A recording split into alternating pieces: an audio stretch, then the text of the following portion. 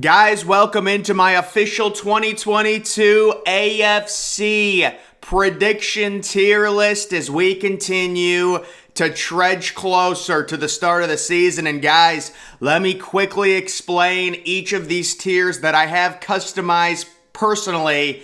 We've got the Super Bowl contenders. These are teams that I do legitimately think have a chance to make a Super Bowl appearance this coming year. The division contenders tier, not really Super Bowl level, but they could sneak in and win the division. The playoff hopeful, they're more of a wild card type vibe. The average team, that's an 8-win team, a 9-win team, something like that. Below average, not the worst, but they're probably going to win 5 or 6 games. And then the worst is teams that are genuinely in contention for the number 1 overall draft pick in 2023. So let's get this going.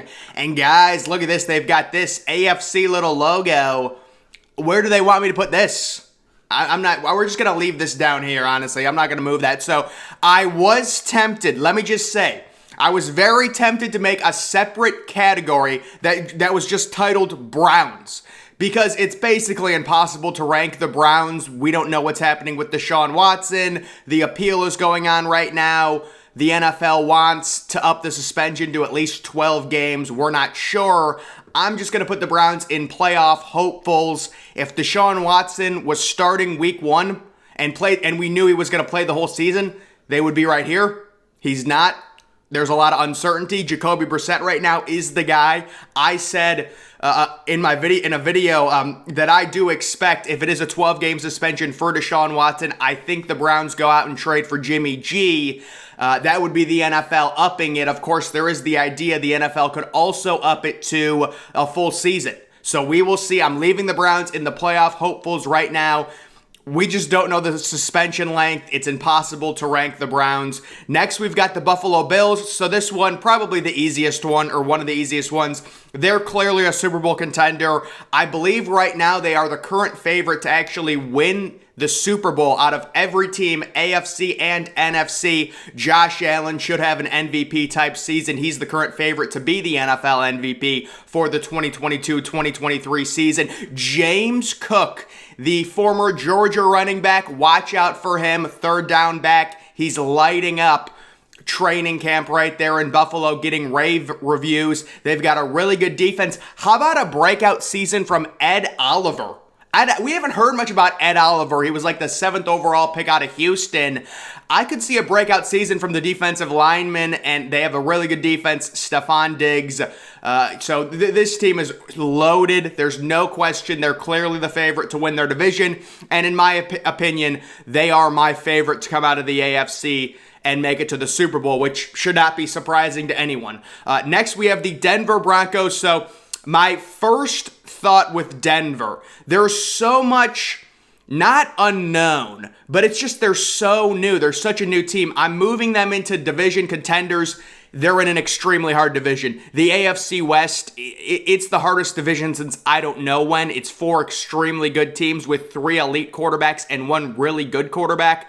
So the division, very tough. Russell Wilson, we'll see. He should be very good his first year with Denver. We know he's an elite level quarterback, and he was injured last year, I think, but he should be fine. Jerry Jeudy, my number 1 breakout candidate along with Cortland Sutton. KJ Hamler, another receiver. We'll see. He's coming off an injury. You've got Javonte Williams, a good young running back, and then you've got a really solid. It always seems like Denver has a good defense, doesn't it? Yeah, I like this defense. So I know some people might go here. There's just a little too many unknowns for me to go here with Denver. Russell Wilson, you can say maybe I'll move him up. This is subject to change. I want to see how all these other teams line up, but we will leave them in the division contenders for now. Next, we have the Pittsburgh Steelers. So for the Steelers, I think it's fairly certain they're going to be around an average team, maybe slightly below. But, their whole situation, Kenny Pickett, Mitch Trubisky, they haven't been in this position since I don't know when. I mean, with the quarterback uncertainty, I think Trubisky probably starts the first 6 or 7 games and then Kenny Pickett takes over the rest of the season. They did invest the number 20 overall pick in Kenny Pickett, and they've got an amazing offensive infrastructure. You've got Chase Claypool. You've got Deontay Johnson, who you just extended to a 3-year contract. You made a great pick getting George Pickens, who's another bigger receiver. So they've got a great offense. Najee Harris, the running back, who was amazing last year as a rookie. And then the defense, Mika Fitzpatrick, really good impact safety, and of course TJ Watt. So there's some talent on this team, but I think Steelers fans can admit, it's kind of not really a rebuilding year, but for them kind of a rebuilding year. They currently have the worst odds to win the AFC North, and it'll be more of a indoctrination process for Kenny Pickett getting his feet wet. Mitch Trubisky might start the first few games, but I really think they want to get Kenny Pickett significant playing time this season to have him ready to go for year 2 of his career. Next, we have the New England Patriots. So the Patriots, I'm going to put them in playoff hopefuls. I think that's the perfect spot for New England. And would I move them in front of the Browns? The Browns have way more talent than the Patriots. The Patriots have Bill Belichick, and the Patriots don't have a quarterback question mark. So it's just tough to rank the Browns. I don't know where to put the Browns. I really don't. I guess we'll move New England in front of them. I think the Browns have a more talented roster, but this is Bill Belichick. He's going to have this defense ready to play. They should be at least, I'd say, a top 12 defense. And then you take a look at the offense. I'm going to say something about Mac Jones that I think a lot of people will understand. So I view Mac Jones as an extremely high floor, low ceiling quarterback.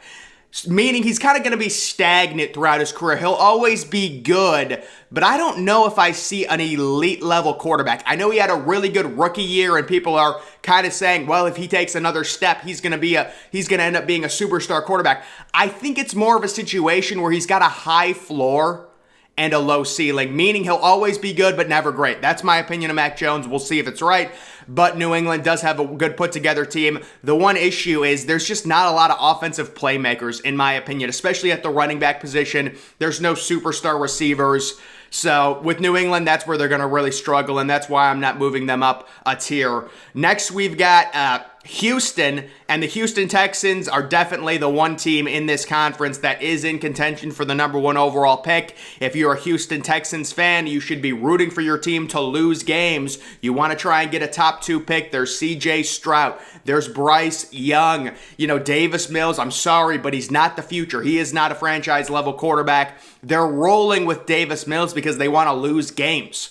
So Houston is definitely a team that will be looking at 3, maybe 4 wins this year. Their only real offensive player, Brandon Cooks, you could say, a solid receiver. I'm surprised they didn't try and trade him. But the thing to remember with Houston, they do have a nice amount of draft capital. They were able to trade Deshaun Watson for, I believe, 3 first-round picks. I will say, I thought their draft was really bad. Drafting Derek Stingley, number 3 overall, just the injury concerns, the fact that you're drafting a cornerback at number 3, it's not good value. I did not like that pick, but we will see if they can prove me wrong. The Houston Texans, clearly, they will be the worst team in the AFC. Next, we've got the Cincinnati Bengals. So the Cincinnati Bengals, we are going to have to show respect, and we are going to have to, I would say, move them into the division contenders tier. Now, I have been on record in saying I do think the Baltimore Ravens will win the AFC North this year. Cincinnati may be a little bit of a Super Bowl hangover, really young team. But at the end of the day, you've got Joe Burrow, you've got Jamar Chase, you've got Joe Mixon, you have T. Higgins, you have Tyler Boyd, a stable of great weapons on that offense, and you're coming off a Super Bowl appearance. Let's show them some respect, but guys, I'm not that high on this team, and I certainly will guarantee they will not get back to the Super Bowl. It's an insanely hard thing to do. Joe Burrow, I'm sure, will probably get back to the Super Bowl at some point in his career, but this coming year, back-to-back Super Bowl appearances, it's not happening. It's just too tough in the NFL. It will not happen. But Cincinnati, I do have to respect them. I think, the problem is teams in this tier should be division locks, because if this is playoff hopeful, is Cincinnati a playoff lock? There is a scenario I could see Cincinnati disappointing and missing the playoffs. I know they're extended or expanded. I don't know, but I think Cincy will make the playoffs. I really do.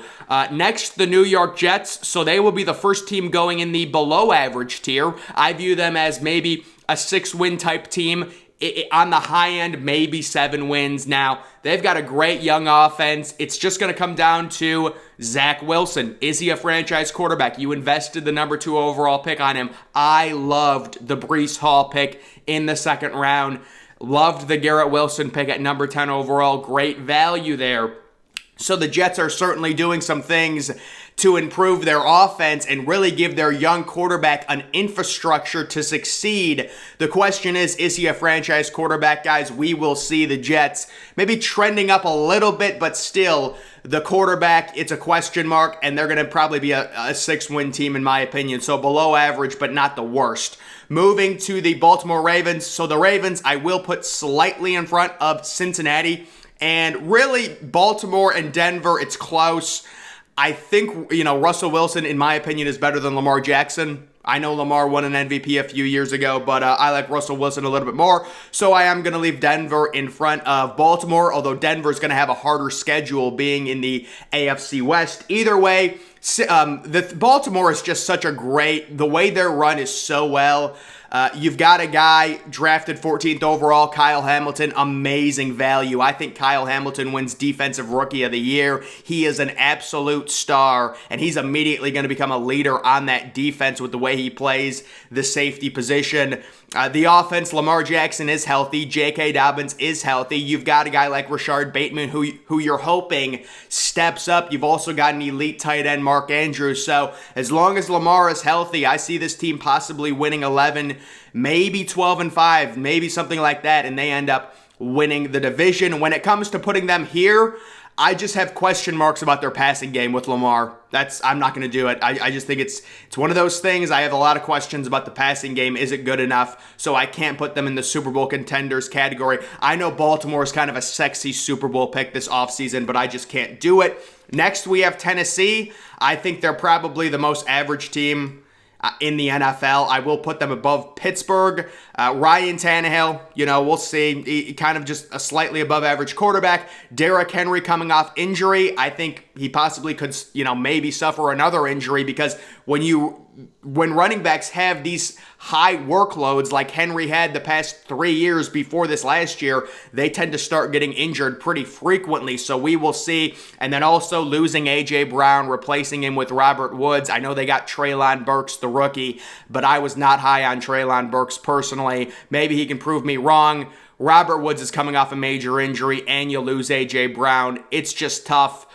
In my opinion, I think they've got 9-8 written all over them. That's just my opinion on Tennessee. Next, we've got the Chargers. So this is going to be a little bit of a frisky type pick, but I am going to move the Chargers into the Super Bowl contenders tier. It's all about the health, and I understand it, but if you can keep Joey Bosa healthy for 14 games, if you can keep Khalil Mack healthy for 14 games, Derwin James healthy, it's a possible elite defense, and you've got Justin Herbert, who's had a historic start to his career, one of the best rookie seasons ever, and then didn't even have a sophomore slump. You get Mike Williams back. You've got Keenan Allen. You also have Austin Eckler out of the backfield. It's an extremely talented team with a young quarterback. I could see a scenario where the AFC Championship game is Buffalo and the Chargers, the Los Angeles Chargers. I could see a scenario where that happens, and I think they are kind of a dark horse Super Bowl contender team, depending on how much Justin Herbert improves.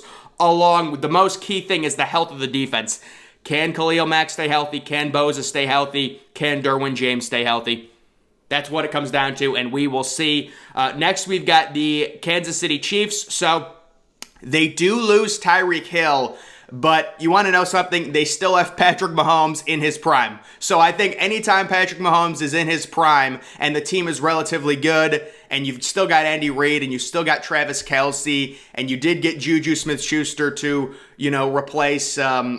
replace him and to replace Tyreek Hill, along with Sky Moore, who's more of a speed guy. I will put them in the Super Bowl contenders tier. I have questions about their defense. I have questions about their running game with Clyde Edwards-Helaire. But it is Patrick Mahomes. He's in his prime. He has Andy Reid. let's not overthink this. They have to be Super Bowl contenders. There is scenarios I could see where Patrick Mahomes goes back to the Super Bowl, yes, without Tyreek Hill. Next, we've got the Indianapolis Colts. So I'm really high on the Colts, not Super Bowl tier, but definitely I think they're basically a lock to win their division over Tennessee. Matt Ryan, I think, has been kind of pushed to the curb. He's been underrated because he was with a bad team. It was a bad situation with Atlanta. He had no help and he was getting older. So now he's got help. He's got a great offensive line. He's got a superstar running back. He's got a good emerging receiver in Michael Pittman. Paris Campbell, we'll see if he can stay healthy. And then they just have such a solid defense, obviously led by Darius Leonard. But just overall, every position, like the cornerbacks, linebackers, the pass rush, interior defensive line, DeForest Buckner, dark horse player to win Defensive Player of the Year, dark horse, DeForest Buckner. He's going to put up some crazy numbers, I think, and I like this team to win their division and to very easily make the playoffs. I think they could win 11 or 12 games, spearheaded by Jonathan Taylor. And then all you really need Matt Ryan to do is game manage at that point with a good offensive line. I think he can do that. Next, we have the Miami Dolphins, who are kind of the fun team, and I'm going to put them right next to the Patriots. These teams are very similar, in my opinion, in terms of how they're going to do this coming year, both in the same division. And with Miami, it's great what they did. They're giving Tua Tagovailoa an actual chance to prove that he's a franchise quarterback. You've got a big tight end target in Mike Gesicki. You go out and you get a superstar, dynamic, deep threat Tyreek Hill. And you've got Jalen Waddle, who you invested the 6th overall pick in, had an amazing year last year as a rookie. Really, really good in terms of a possession-type receiver, so I love what they did with the receivers. The running backs leave a lot to be desired with Chase Edmonds and company, but either way, Miami, the defense, it's a work in progress, although they do have 2 really good cornerbacks, including Xavier Howard, also Jerome Baker, the linebacker, who's a solid player. So this is a team, I would say they're the perfect definition of a playoff hopeful. We'll see if they're able to make the playoffs. But they're not going to, obviously win the division with Buffalo there and then them in New England. That's a pretty solid division there, the East. Next, we've got the Jacksonville Jaguars, who I am going to go into the below average tier. I'm going to keep them below the Jets because I think the Jets are just a little bit more talented. The Jaguars, very similar to the Jets in terms of their situation. They invested so much. They got Christian Kirk for Trevor Lawrence. You've got Travis Etienne coming back, making his debut off that injury. So it's just going to come down how much can Trevor Lawrence actually improve. And then on the defensive side of the ball, I think Josh Allen is going to absolutely break out, possibly 10 to 12 to maybe even 14 sacks. You've also got Trayvon Walker. That was a pick I disagreed with, but we'll see if he can prove me wrong. He went number 1 overall. So the Jaguars, 5 wins, maybe 6, very similar to the Jets, but I think the Jets are just a little bit more talented in my opinion. And then the last team, we have the Raiders, who are probably the most unlucky team. I'm going to go ahead and so I want to put them in playoff hopefuls. They have the roster to make the playoffs. They added Devontae Adams, but guys, their schedule they're in the AFC West. I mean, look at all the teams, AFC West, AFC West, AFC West. Like 3 of the top 5 teams in the AFC are in the same division. So due to their tough schedule, I'm definitely going to move them in front. I feel like they deserve this. I don't know, man. It's tough. Like, I could see them winning 9 games, maybe 10. They've got a good team. Hopefully Darren Waller can stay healthy. Max Crosby, really good pass rusher. They signed to a massive extension. But I'm going to leave them an average because it's so tough in that division. It really is. So this is my overall rankings. I really do think, you can make an argument that Denver should be a Super Bowl contender, but it's like, this is Russell Wilson's first year with Denver. We would be doing a lot of projecting. At least with the Chargers, you can kind of say it's reasonable for Justin Herbert to keep getting better and progressing, and hopefully their defense can stay healthy. With the Chiefs, it's Mahomes. Also the other thing, people would want to put Baltimore in here. I understand that. That's one, that me personally, Lamar Jackson wasn't healthy last year. I have concerns about their overall passing game in the playoffs. And then other people will probably say, well, Cincinnati made, the Super Bowl. They should be here. I just don't buy it. I think they're a really young team. They're due for a step back, in my opinion. So these are just my overall rankings, guys, just my list, my opinion. And really in the AFC, there's only one really horrible team. I mean, maybe you could make the argument Jacksonville should be down here, but I think they've added enough on offense, and also Trevor Lawrence should show a significant amount of improvement to at least get them to 5 or 6 wins. And I would not say Jacksonville is contending for the number 1 overall pick. I would say Houston is. Because I think Jacksonville is really trying to grow as a team and get Trevor Lawrence some really, really good reps. Hopefully, with also Travis Etienne as well out of the backfield. And they invested into their offensive line. So we'll see what happens with Jacksonville. But guys, that is going to do it for this video. Make sure you're following me on Twitter. Link to that's always in the description. I'm, of course, the Depressed Ginger. Thank you for watching.